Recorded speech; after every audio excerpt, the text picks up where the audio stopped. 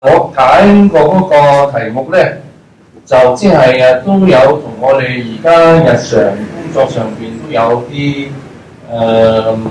即係叫做relate 嘅，咁就亦都即係希望咧就即係透過呢一個咧，大家嗰個思想方面咧、思維方面咧，可以係更加積極啲啦嚇，咁就我就所以揀咗呢個嘅咁嘅題目。因為我哋成日都話以前嘅嘢好過而家，以前好過而家，但係就我哋唔可以永遠活喺近時。其實挑戰就帶嚟機會，亦都即係有啲新嘅機遇啊！希望大家喺人生道路上邊咧，就可以去喺個適當嘅時間嚟到掌握啦咁樣。咁我而家帶你哋走過一條時光隧道啦，等你了解些少前因後果啦。希望呢一個話題咧，亦都係可以幫到大家。咁好啦，工業革命我睇唔到嗰邊。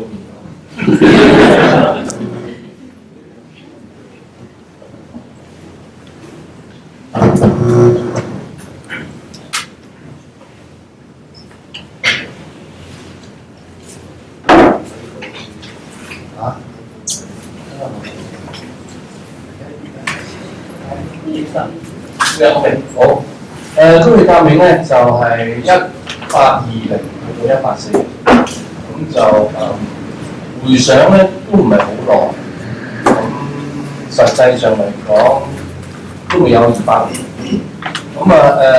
大家都知道咧，以前嘅嗰個社會咧都係以呢個農業為主㗎啦。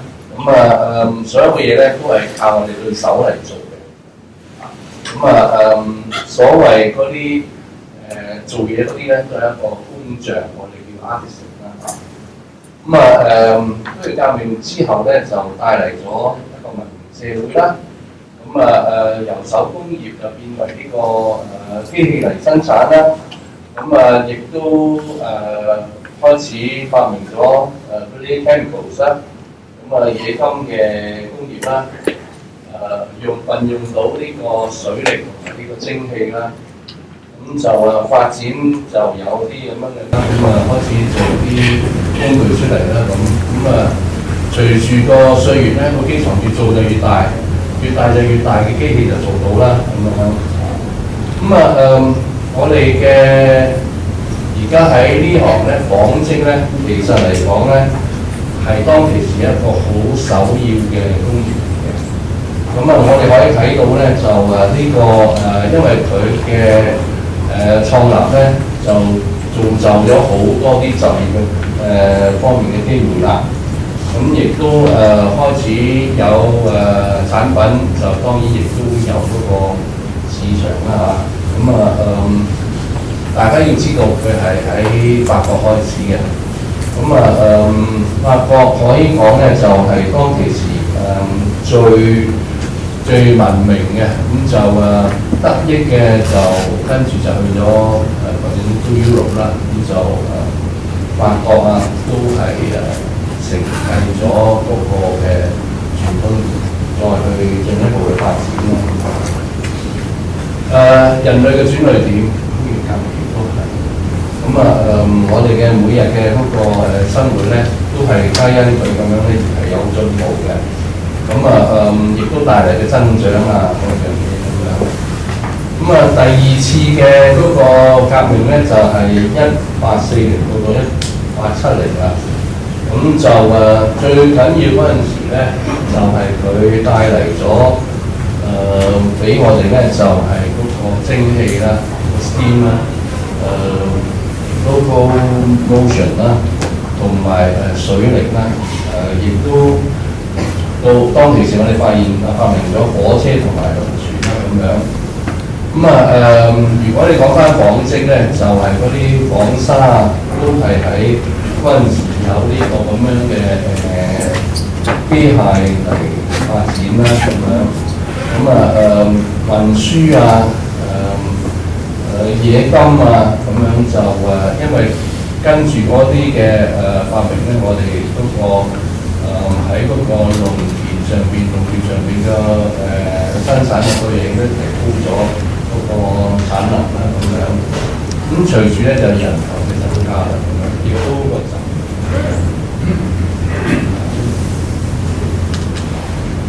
呢張相唔係太耐嘅啫，其實嚟講就都係50年代嘅香港嘅面貌嚟嘅。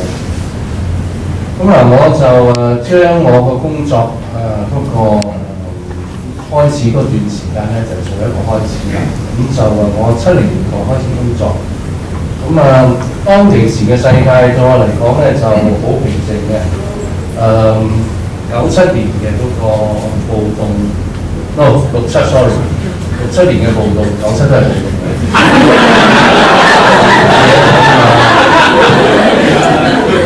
67嗰個暴動咧就即係好震撼啦嚇。記下啦，69人類第一次踏出呢個月球啦咁樣。越南我都有傾越南，其實越南個越戰咧都係1975年先結束嘅。咁嗰場仗打咗19年啦。但係咧就當時嘅世界咧就係制於咧好迫切去揾出口嘅。最緊要咧就係情形嘅，即係有少少係貓捉老鼠咁樣啦嚇。但係咧有訂單，你唔使擔心㗎啦，就係。我咧就到85年咧，我先至開始做內衣嘅啫。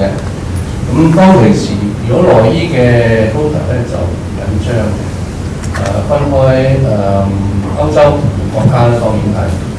你有荷蘭啊，或者有英國啊，或者有法國嗰啲就係你主要嘅嗰個 export market 咯咁就兩類客，一類咧就係百貨公司，百貨公司咧當其時嘅百貨公司咧就係多數擺嗰啲 brands 嘅，即係譬如話Triumph 啦咁樣講，就佢喺百貨公司賣咁樣。就其實係做一種嘅批發嘅啫，佢定咗價，即係個賣價，嗰個差額咧就俾嗰個department store 收嘅。department store 咧負責收錢嘅啫。員工嗰啲咧都係由你自己本身去提供做呢個 sales 嘅。賣幾多就計幾多。即係似係嗰啲特許經銷商啦咁樣，生產商咧就控制一切。當時嘅世界咧，做廠係好有利嘅，地位好高。亦都有嗰啲咁樣嘅牌子啦、品牌啦，即係譬如話，當其時顯著啲咧就係美國嘅嗰啲 brands 揸住個板啊、spec sheet 啊、measurement chart 啊、pattern 啊，佢當埋衣車添，有啲特別嘅嗰啲車種啊、配件啊，佢帶埋嚟咧就教你做嘅。佢要你俾嘅咧就係即係佢叫你負責就係 manufacturing 嘅啫，料基本上佢都帶埋嚟。但係嗰陣時嘅價錢冇咁尖鋭嘅當然係。但係 department store 咧睇嗰啲咁樣嘅牌子，如果好賣嗰啲咧，佢呢幾個款過嚟咧，你照抄啦咁樣。我哋知道啦，照抄就會有事嘅。你自己要有幾個 point，你自己要小心咯，就唔好即係抄到咁做咯。我開始多數咧同呢個百貨公司做，因為如果你同批發商做咧，你係少咗一層嘅，因為嗰個 wholesale 嗰 part 咧都好犀利嗰個 margin。但係我哋就要做到好窄咯，同埋咧數量咧就會好細咯。嗰啲款式咧就會好多咯。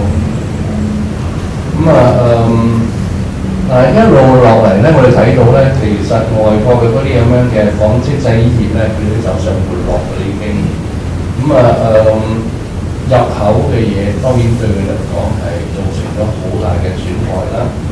咁樣仲有咧就係嗰啲國家咧同啲鄰近國家，譬如美國同呢個NAFTA 啊或者 CAFTA 咁樣佢嚟做嗰個trade agreement 啊咁樣，就不斷嘅咁樣就跟住個時段咧就去減呢個入口稅啦咁樣。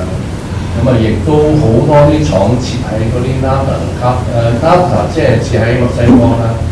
CAFTA 就係嗰啲咁樣嘅Caribbean 嗰啲國家嘅嗰啲工業入邊啦，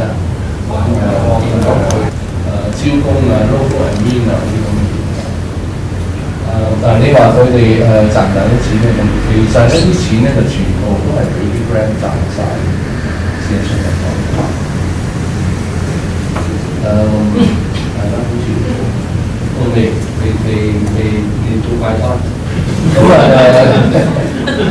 80年啦，80年咧，我哋都開始即係入大陸啦咁樣，咁就中國對外開放啦咁樣，特區又俾嗰啲咁樣嘅所謂叫做來料加工啊咁樣，投資嘅都係我哋香港同台灣㗎啦，主要就係咁點解我哋去咧？好簡單，因為人工高啦，我哋呢頭，地價貴啦，咁所以我哋就走咗去嗰度去做生產啦，咁亦都將啲農民點樣轉為工人啊咁樣。我哋要派廠長啊，各樣嘢啊，車間管理啊、泊車啊、生產經理啊去管理啦。咁就歷時20年啦，2000年咧就係成熟啦咁樣。咁就香港啲製衣廠就全部閂晒，就亦都即係好困難揾人入行做工人已經。咁就我哋亦都即係將我哋嘅 manufacturing 變做為服務業點，其實在座你哋如果係對嗰張訂單啊各樣嘢有啲嘅嗰個，我都當你係一個服務行業啦。咁當其時我哋啲廠閂啦，咁我哋都帶唔到咁多嘅所謂我哋嗰啲技術人員上去啦，去大陸啦。有啲皆因好多理由都唔去啦。留低落嚟咪去嗰啲廠度做咯咁樣。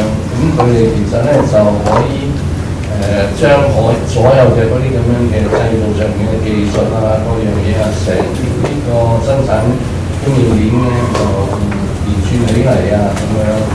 咁就亦都將呢個原料布料同埋配件咧點樣去標準化啦咁樣。令到咧就其實而家我可以話俾你聽，我哋而家嗰個品質係去到一個好高嘅境界，因為我以前冇見過咁靚嘅嘢，咁而家大家已經係做到，即係唔係淨係咁簡單係咧嗰個產品嘅層次已經係。有一番説話我好記得嘅，我同一個英國嘅，我唔講名，佢咧就係一個車間管理嘅啫，佢後生嗰陣時，咁佢咧就話俾我聽就，睇好開心而家，我嗰陣時喺英國嗰啲廠，我想要求個廠做嗰啲嘢咧，我而家咧喺你啲廠做到晒啦咁樣，因為嗰個情況係，因為佢今日係巴嘢，以前咧佢要係部門與部門之間溝通啊嘛，咁人哋未必會跟佢嘅意思去做咯，但係佢今日所有嘅要求咧。可以喺我哋呢度咧係可以 realize 到咯。點解整個怪胎出嚟咧？咁樣嗱，今日嘅情況冚唪唥都係發達國家造成，因為佢哋咧喺採購上邊咧，佢哋嗰個 margin 咧一路加，因為個利潤咧，你可以喺嗰個售價度嚟睇到嘅。佢有冇去真係平咗去減價咧？係冇嘅咯。而且製衣業咧係大家都公認咧係一個低檔次啲嘅生產已經。expect 我哋做咩咧？淨係收加工咯。如果你話整件嘅產品入邊，你嘅人工比例幾多咧？咁真係好低嘅開發。其實咧就採購嘅嗰個 wine office 咧，佢已經當啲廠咧係自己嘅廠啊，甚至乎有自己嘅生產線喺入邊啊，咁樣自己嘅車間啊咁樣。你廠方負責冇嘢嘅，嘅，咁咪俾邊個？你咪再俾嘅就係話人力資源啊、工人培訓啊、社保啊、退休金啊，其他啲咁樣嘅 manage 上邊嘅工作啦。而但係咧，你喺生產嗰方面嘅配合咧，你只不過係一個只係出資嘅咯，即係你出埋錢，你去合作去做啦。咁嗱，我哋睇到咧就係話個價錢一路起咁樣，工資亦都一路加咁樣，咁中間嘅距離咧就差價咧就越嚟越大啦咁樣。其實我哋淨係睇到一部分咯，亦都唔怪得晒，因為2008年之後咧，個市場嗰個營售啊、銷售啊、揾易錢啊、揾快錢咧，已經係冇咗嘅。所以啲人用錢咧，而家係真係好謹慎、好小心。咁唔怪得我哋啲後生嘅，我叫做簡潔主義啦，即係 minimalism 啊，咁就咩務求唔要。你以為因為佢冇錢，所以佢afford唔起，亦都係真係冇辦法啲嘅。咁當然啦，呢個直接影響到就係呢個零售。咁啊，一滯銷，佢又即刻要減價促銷。咁而家造成咧就係話咧，如果你唔減價，冇人買嘢。咁我之前都講有個朋友問：喂，你個女做咩？咁其實我個女咧就做男裝嘅，佢一入行就係佢就反而唔中意做女裝，因為有空間。咁唔知你有冇聽過有一間公司，你買一套送3套。買一套西裝，而家西裝已經唔興着後生仔啊！咁我真係啱好快提及我唔知啦，咁但係咧就喂，你為一套西裝送3套俾你，我話俾你聽，呢間公司咧，而家間公司送咗俾人已經，俾人收咗俾我，真係，即係點解要咁樣做標法咧？事實上嚟講，男裝係有市場，但係做彎晒嚟嘅。咁俾sales 啊，呢個就周圍都係咁。我亦都有朋友話，如果冇 sale 佢唔買嘅。OK， 好啦。咁美國同中國而家目前嗰個市場嗰個反應咧，我就想俾大家知一知啦。因為我發覺你哋唔淨止係關心你哋呢度嘅政治嘅情況咧，就我哋美國嗰個競選咧，都有好多啲令人意表即係嗰啲咁嘅言論啊，各樣嘢咁樣。美國仲係一個全世界最大嘅經濟體，咁就在而家選到個總統係會係對未來嗰幾年咧個影響係好大。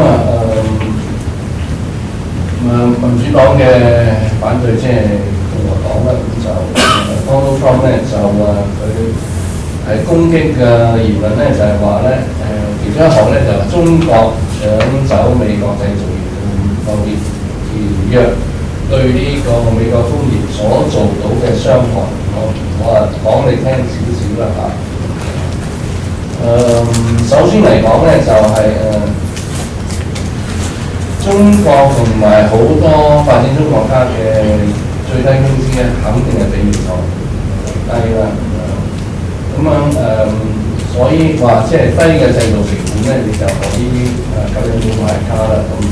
咁就低啲嘅賣價咧，就可以俾佢哋提升佢嘅利潤啦，就保持嗰個貨品嘅價格啦，平嘅價格啦。就增加埋呢個產品嘅選擇啦，咁希望從中推動經濟啦，同埋創造呢個消費啦咁呢個如果照咁講都係一個雙贏嘅。咁其實你要知道就係話，佢哋而家做緊嘢，中國係咪真係咁叻咧？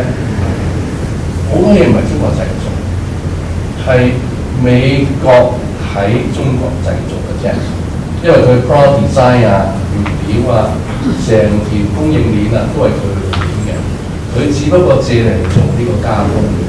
咁呢個例咧，如果你再講咧，就攞去啲更加落後國家嘅地方咧，仲明顯佢真係俾你係嗰個當地嘅工資嘅啫。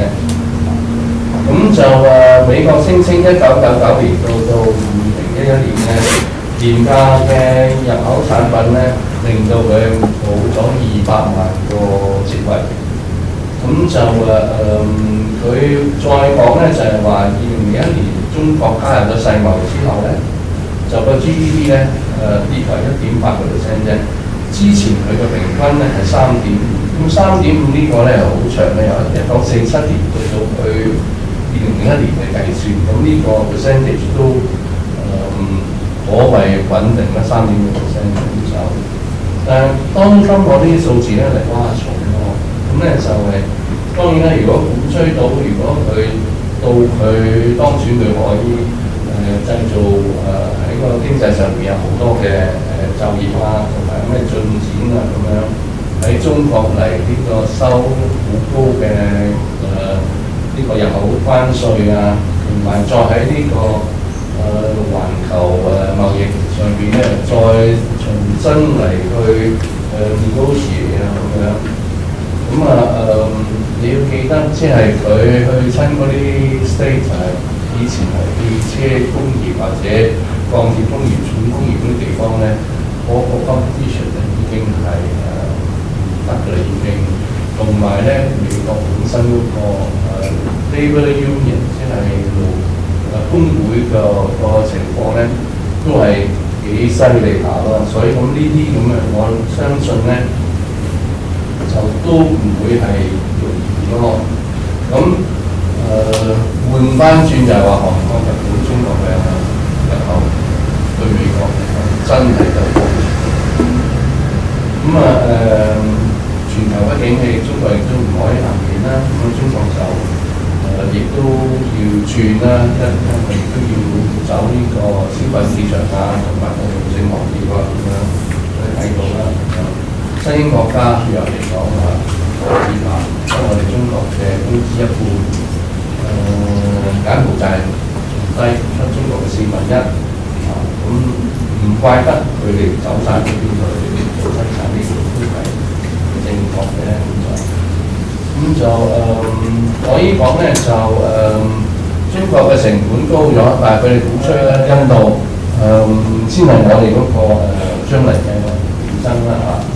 咁就印度嘅下一張曬，咁人口最多，人口就嚟係最多，唔係而家最多。但係你要睇到咧，就係30%嘅印度人係15歲以下，好得人驚呢個數字啊！中國先係18。咁但係如果你將15歲到44歲咧，中國同埋印度嘅情況咧，都係大家都係48%啫。咁一樣嘢，我哋嘅認字嘅能力、識字能力，中國係91.6%，印度咧66%啫。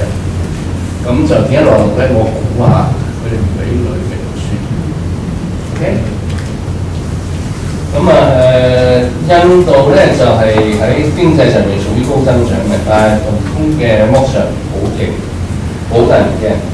咁就啱好國會咧先至通過咧，就係禁止聘用14歲以下嘅細路仔做嘢，而只係唔俾佢哋從事呢個危險嘅行業啫。危險行業咧，而家最少國際勞工組織估計咧，有580萬名勞工由5歲開始到受聘工人 ，OK， 好啦，咁咧就喺600萬嘅細路咧，入邊有600萬咧係從事家庭工業。家庭工業咧就冇工資嘅，因為屋企啊嘛，你同你爸爸媽媽做嘢，你冇攞錢啦，你冇㗎，係咪先？好啦，咁淨係呢度咧，呢個咁樣嘅呢個年齡入邊咧，嗰個細路譬如話呢個5至到17歲咧有3億幾啦，咁但係咧你有600萬嘅細路哥咧，即係呢度佔咗3.6%啦，當然嚇，咁呢個數字都幾得人驚。咁15 14歲以下嘅細路哥，5歲到14歲嗰啲啦嚇，咁咧就講明係利用課餘時間同埋假期喺屋企家庭中要做嘢，咁寫嘅勞動法呢個人就喺國會度好驕傲地講就話，其實我哋咧係容許我哋啲細路喺家中嘅長輩嚟學習保費嘅傳統經驗。咁但係家庭嘅定義咧好廣泛嘅嚇，唔係淨係父母同埋祖父母 ，OK？ 阿叔阿伯都得嘅，uncle 都得嘅。咁佢哋嘅工作咧受到嘅濫用啦。好似你哋中間叫我 uncle， 其實我唔係 uncle。咁又得喎，又唔使俾錢喎，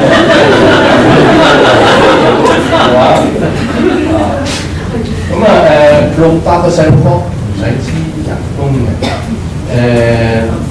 ，600萬嘅細路哥唔使支人工嘅。新法律咧第一次規定14至17歲咧唔可以從事嗰個危險行業，本嚟咧83行嘅，得翻3樣啫，講翻啦嚇，就包括開礦。因為有張圖俾你睇到嘅，嗰啲細路以前嗰啲細路1800嗰陣時，因為佢身體細啊嘛，佢捐礦窿咧開細啲咪得咯，你明唔明啊？你揾佢去開大鑊啦，我即係又開或者出唔到嚟，OK 咁仲有咧就佢哋喺屋企做咩咧？都幾陰功嘅，鑽窯，即係嗰啲香，即係要燒嗰啲高溫㗎啦嚇，屠房，手捲煙，玻璃嘅製造，咁其實呢啲佢就話係合法，所以你話你想見到唔合法嗰啲嘢，真係礦工啊嗰啲咁嘅係咁嘅。咁但係好奇怪喎。呢個國際嘅勞工組織嗰啲 activist 嗰啲記者人聽唔出聲，係咪啊？你試想下呢樣嘢，我喺大陸，呢個大學嚟，係咪啊？所以我嗰個標準係唔好啱咯。緬甸嘅工資2個8毫幾一日薪，咁我當佢係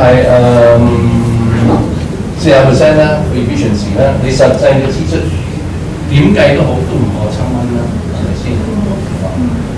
基建係好落後同埋你送貨 logistic 啊、shipment嗰啲咧係好麻煩嘅。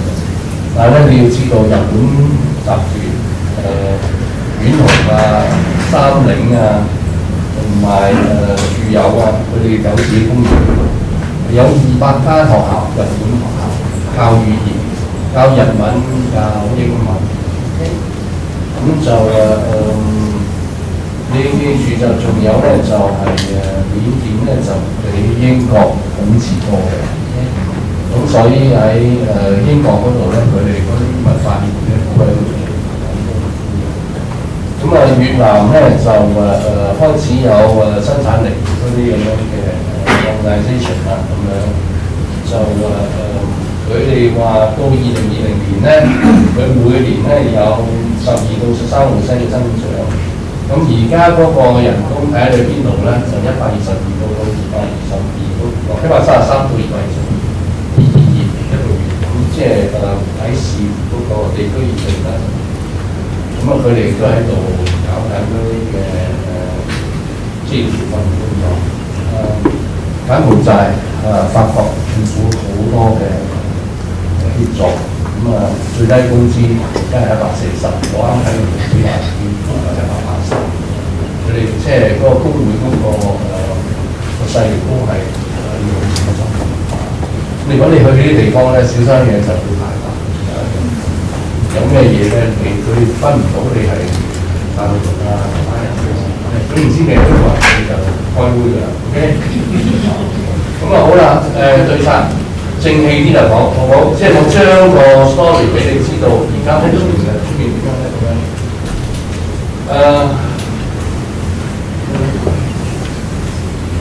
right first time 第一次到位，咁啊唔該強制一定要做，由拖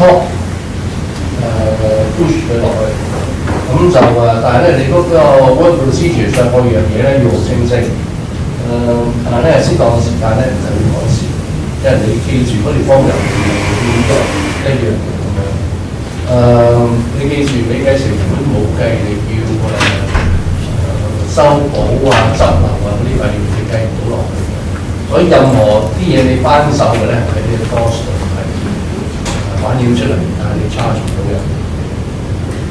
咁係嘛？應該嚟講係用呢個金錢嚟補救啦。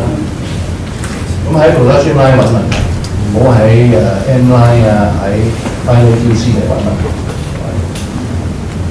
咁就增值 add value，add value 咧就係話喺任何嘅情況底下咧，就減少到工作程序或者成本方面嘅削減咧，係好重要嘅。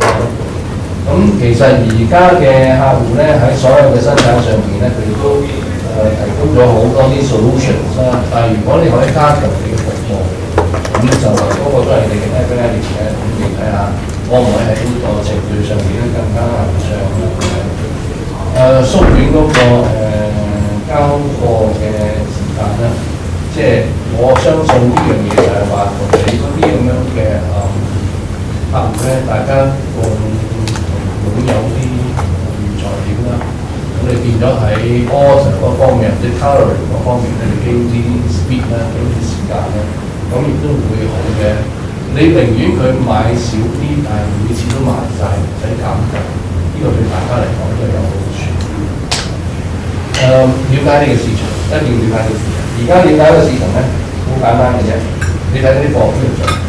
你上網睇下嗰啲貨色，嗰啲貨色乜嘢先？你睇下你自己嗰入邊佔幾大嘅比數，幾大嘅邊啲係啱你做嘅，你心機呢方面嘅。trust 大家之間希望建立到嗰個信任嘅方面。我嗰陣時都同客講就係嗰個如果唔好翻嚟覆去做埋同樣一樣嘢。如果你信我咧，我做咗，做到呢度咧，我再做。咁佢喺 operating cost 方面咧，要慳翻好多。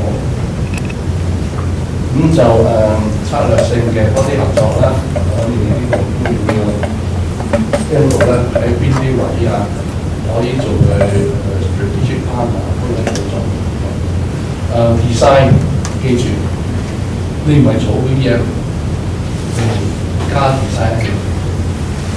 嗰個係要你慢慢積出嚟嘅，你有個 image， 有個 reputation， 仲有你對嘅客係多過佢啊嘛。咁你可以唔同嘅市場嘅嘢咧，你可以或者執俾佢睇一睇，但係唔可以話俾佢聽係邊度嚟，即係咁就唔係咁好。咁但係咧就係呢啲係你嗰個 source 嚟嘅，睇下點樣去用啦。咁就要知道你嘅產品啦，整一個資料庫啊。或者一個知識庫啊，俾全公司嘅大家嚟到參考啦。知多啲，識多啲，嗰個 challenge opportunity喺邊度咁樣？了解你嘅生產基地，知道你嘅 production 喺邊度嚟嘅，知道人哋嗰啲 cost 係幾多嘅。咁你自己設備情況底下咧，你嗰個 challenge 應該係要去贏嘅就機會就大啲啦。咁我正話都講咧，最終嘅競爭其實係邊度咧？印度、孟加拉、斯里蘭卡，咁嗰啲地方我冇辦法幫到你，我諗你亦都好難係揾到多。你只有係即係我唔想啦，當然係有啲咩災難性嘢發生咁樣，你都係 show your sympathy， 但係你冇嘢可以幫到你。嗰啲地方嘅 value， 我哋係有，我哋係有。咁就到呢度，咁我就希望你哋不斷咁樣去思考下，我希望你哋喺呢一方面咧，可以喺咁嘅環境底下咧，係可以達到出咁死馬我成日講一句，死馬當活馬醫，咁咧死咗嘅駱駝就俾馬大啊，即係少少係亦都係一種鼓勵啦嚇，唔係咁人嘅啫啊，咁啊祝大家真係好運啊！